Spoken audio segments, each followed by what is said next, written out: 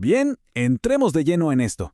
Si alguna vez se han preguntado cómo la gente en la antigüedad lograba procesar eventos que eran literalmente catastróficos, hoy tenemos un texto que es una verdadera genialidad.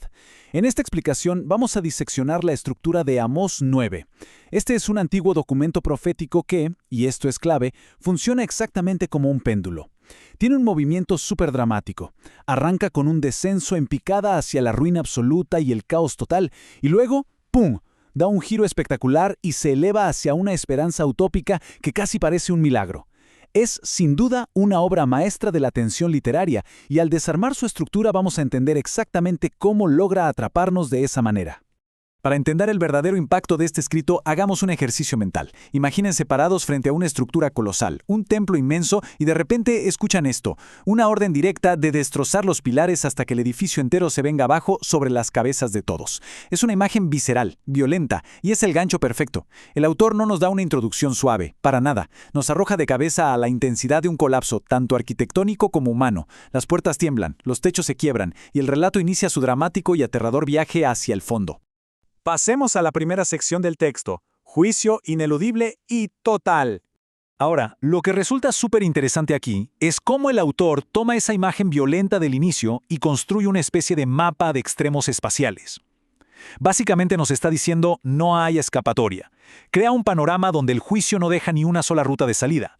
Miren el eje vertical. Va desde el Seol, que es el abismo más oscuro y profundo bajo la tierra, hasta el cielo. Y en el eje horizontal nos lleva desde las cuevas en la cumbre del Monte Carmelo, donde cualquiera pensaría en esconderse, hasta lo más profundo del mar. De hecho, el texto literalmente dice que incluso en el fondo del océano una serpiente marina los va a morder. O sea, topográfica y mitológicamente, todas las puertas están cerradas. Es una cápsula de desesperación absoluta. Esto nos lleva a nuestro siguiente bloque, el poder cósmico divino. De repente, el texto deja de enfocarse en las personas tratando de escapar y cambia a una escala cósmica que es, francamente, aterradora. Fíjense en la increíble imaginería sensorial que usa. Describe a la divinidad simplemente tocando la tierra y el resultado, la tierra se derrite, se infla y se hunde, fluctuando exactamente como las famosas crecidas del río Nilo en Egipto. No estamos hablando de una simple batalla militar, estamos hablando de desestabilizar el orden natural por completo.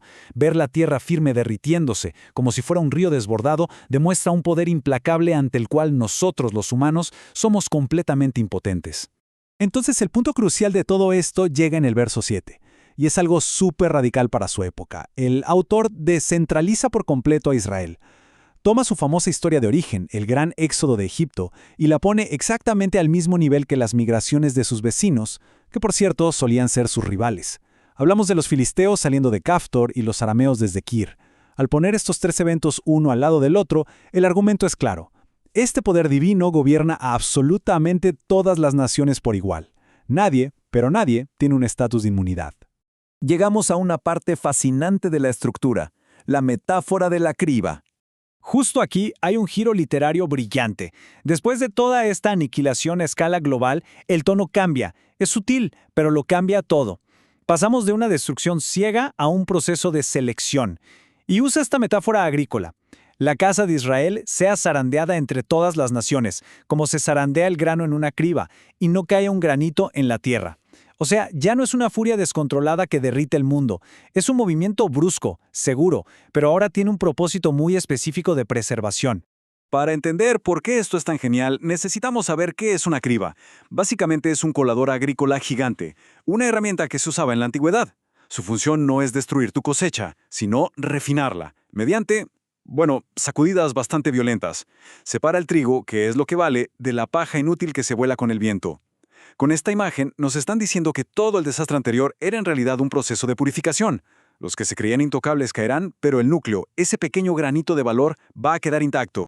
Y así entramos a la cuarta sección, restauración del tabernáculo caído. Aquí es donde el péndulo da un giro tremendo. El segundo acto del texto. ¿Recuerdan la imagen del principio donde la orden era destrozar los pilares y que el techo colapsara? Bueno, olvídense de eso. Ahora el enfoque es exactamente el opuesto. Habla de levantar el tabernáculo que estaba caído, reparar los huecos en los muros y reconstruir las ruinas desde abajo. La energía del autor pasó de una destrucción apocalíptica a un trabajo casi de arquitecto restaurador. Lo que nos lleva al gran cierre. abundancia y promesa eterna. Esta parte abandona por completo todo el terror que vimos al principio y nos lanza de lleno a una experiencia de abundancia que es, honestamente, surrealista. En la vida real, arar, sembrar y cosechar toma muchos meses, ¿verdad? Pero aquí, el ciclo va a una velocidad tan sobrenatural que el que está preparando la tierra literalmente se tropieza con el que sigue recogiendo la cosecha anterior. Es como un gran embotellamiento de tráfico agrícola. El que pisa las uvas interrumpe al que apenas está tirando las semillas. Es una exageración maravillosa que nos dice que la recompensa va a ser infinitamente mayor que el esfuerzo. Y fíjense en esto que me parece una genialidad. El autor toma una metáfora anterior y le da la vuelta por completo.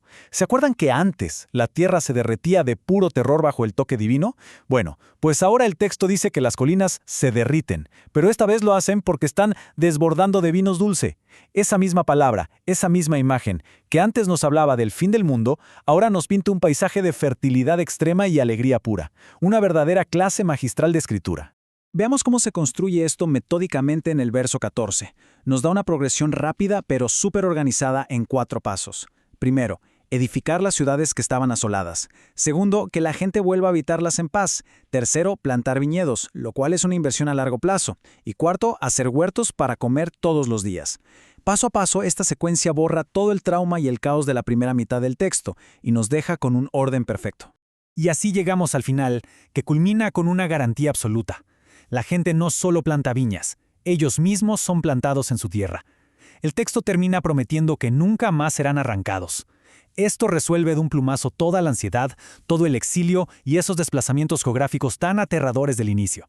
El péndulo llegó a su punto de máxima seguridad. Ya no hay caos, solo permanencia. Entonces, después de este viaje increíble, desde un templo colapsando hasta colinas derritiéndose en vino dulce, nos queda la gran pregunta. ¿Por qué estas culturas antiguas necesitaban ir de un extremo a otro del péndulo para procesar su realidad? Todo indica que, frente a un trauma histórico profundo, la mente humana necesita visualizar la ruina más extrema para luego poder construir y, sobre todo, creer en un paraíso inquebrantable. Ojalá este análisis les deje con ganas de buscar esas estructuras ocultas en otros textos históricos, porque, como acabamos de ver, lo cambian todo. Gracias por profundizar en esto con nosotros.